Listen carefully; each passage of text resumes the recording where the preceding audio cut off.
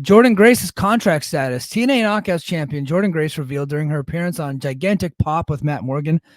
What a fucking dumb name for a TV or for a podcast. Matt Morgan's never had a big pop in his life. And he sucked as a politician, which is why he's doing a wrestling podcast now. And as you guys know, I don't have any respect for wrestling podcasters. Told Matt Morgan that her current deal with TNA is set to expire this January. According to Fightful Select, Grace's contract was amended to end in January rather than this fall.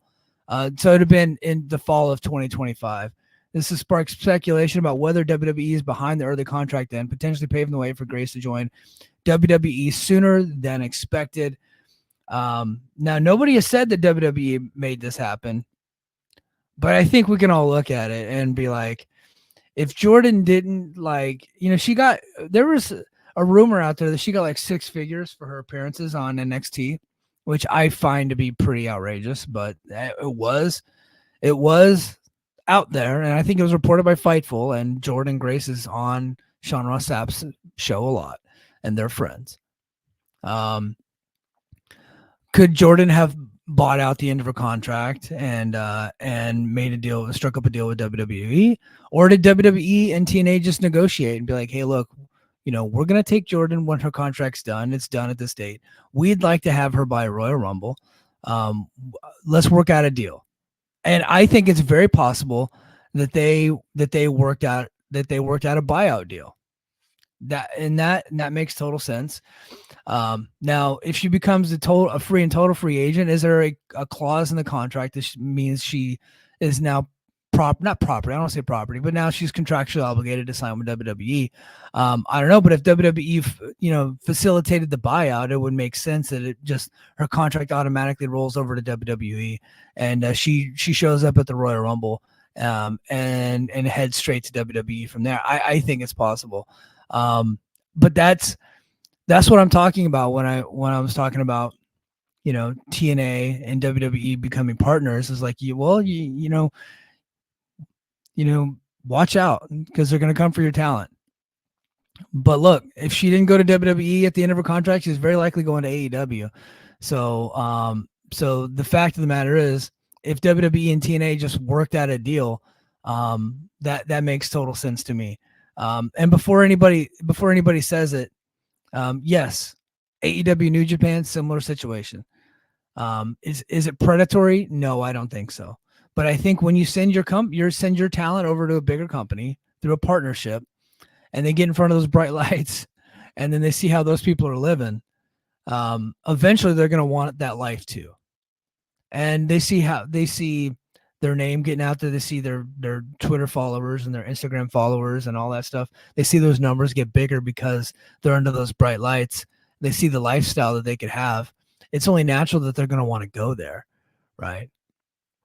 I mean, look, that's what happened with AEW and New Japan did Forbidden Door. You take a look at Forbidden Door the first year.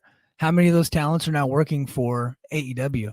Where you got Jay White, Okada, Will Ospreay. Will Ospreay and Okada were like literally 2 of their top 3 stars in that company. And now they're working for New Japan. Yeah, and then Shibata wasn't going to be able to work for New Japan. They can never medically clear him, but AEW has marked doctors, so they'll clear anybody. So Shibata's like working there now. And then of course, Kyle Fletcher was a New Japan guy, and Mark Davis, Aussie Open, they were New Japan guys, and now they're over on AEW. But look, is that predatory? I don't think so. I think it's just natural, and that's the cost of doing business when you're a smaller company. It's like, hey, look, you want to work with these bigger companies, you want to exchange talent, you have to know they're going to come for your talent if they come over to their show and they get over. You have to know. Now, they could do it the right way, which is what AEW did. Like, the contracts expired and they negotiated in good faith. I do think that as it relates to Ospreay and Okada, that WWE was never seriously in play for either one of them. I think they just did their due diligence to talk to WWE, but I think they were always going to AEW the entire time. I don't think WWE was ever in play. So And I think a similar situation is here. I don't think AEW is in play for Jordynne Grace. I think WWE negotiated a contract buyout. I don't have any proof of this, and this has not been reported, but I think they negotiated a contract buyout, and Jordynne Grace is absolutely heading to WWE in January. I think she'll be at the Royal Rumble, and then I think she'll be one of their top female stars going forward. What if she goes to NXT or not? I think that remains to be seen. NXT is absolutely loading up for the CW debut, and they're debuting this fall. In fact, it would not shock me to see Jordynne Grace just on NXT and CW as a TNA talent, and then her contract expires, and then now she's just an NXT talent going forward, because Stephanie Vaquer is coming, and Julia's coming, and Jordynne Grace, and then you got Roxanne Perez, and then I like Lola Vice. I think Lola Vice is pretty good. I know some people don't like it. I think she's pretty good. And now all of a sudden you got a kind of a murderer's row as far as female stars on one show. That's pretty damn good. And then you have all the green and young talent mixing in underneath, learning the trade. I think you have a hell of a women's roster on NXT right there. I think that's a pretty significant roster. Okay, here's the problem for TNA. It's like, okay, you just lost your top female star. Who do you have to replace her? I don't think you have anybody. You don't have any, like, the closest that you have as far as in-ring talent is Masha Slamovich, but she's nowhere near the kind of, she doesn't have that star aura that Jordynne has. People reference Kylan King. Kylan King's a good wrestler. Kylan King's not a star. Okay. Could she become a star? Maybe eventually, but she's not there. Okay. So then who do you have? Well, you're going to have to dig into your bag of tricks. You got to get out there and recruit. And find talent that nobody else is using that you can groom to take over that spot. And they got 6 months. Yeah. Oh, Io in the chat. We were thinking the same thing, buddy. They have 6 months to prepare. They need to start now. But I'm telling you, Giselle Shaw is not it. Tasha Steelz is not it. Rosemary is fun undercard act. She's not it. Lucha says Kylie Ray. Kylie Ray can't be trusted. I love Kylie Ray. She's fantastic. They tried Kylie Ray, and she no-showed them. Lucha then says, yeah, Tessa. Tessa ain't coming. She can't be trusted either. Ash by Elegance, not it. She just doesn't have it. The closest thing they got is Masha, and Masha just doesn't have that star aura yet. In fact, I think when she stopped doing her gimmick, the from the Netflix show, what was it called, Glow? She stopped doing her like Glow-inspired gimmick. I think the star quality has kind of gone down a little bit. I thought that was like the mohawk and all that. I thought that was cool. I thought that was a cool look. This kind of look she's got right now, she's like kind of looks just like every other wrestler. Lucha says Killer Kelly. I like Killer Kelly. She's just like in the ring. They've had her for years and she's never been able to break through. Megan Bain. Megan Bain's interesting. Billy says Megan Bain. That's very interesting. She left Stardom. She at one point was signed by AEW. AEW sent her to Stardom, and she'd been working there for a while. And her AEW contract is expired. She's no longer with Stardom, as far as I can tell. And she appears to be a free agent. I think that could be somebody that they can get behind, and that they could groom to be their top star for a while. If WWE doesn't outright take her too, because she's got potential. So the women's division has lacked for a long time, and now Jordynne being earmarked for WWE, it really does put them in a tough spot because they just have nobody to replace her. In fact, I think what they're going to do, and this is the TNA model, because they're not really good at recruiting. Their TNA model is going to be, let's wait to see who WWE fires this summer. Honestly, are they going to bring in Xia Li? I think so. I don't think AEW is bringing in Xia Li. Because AEW brought in Camille Brickhouse, and she's been signed for months, hadn't been on TV. They had Megan Bain, they just never showed her, So, I think right now TNA, New Japan, CMLL, they're all three victims of the bidding war between AEW and WWE. And they're going to have a tough time keeping hold of any of their talents that have any type of success that translates over to big time television.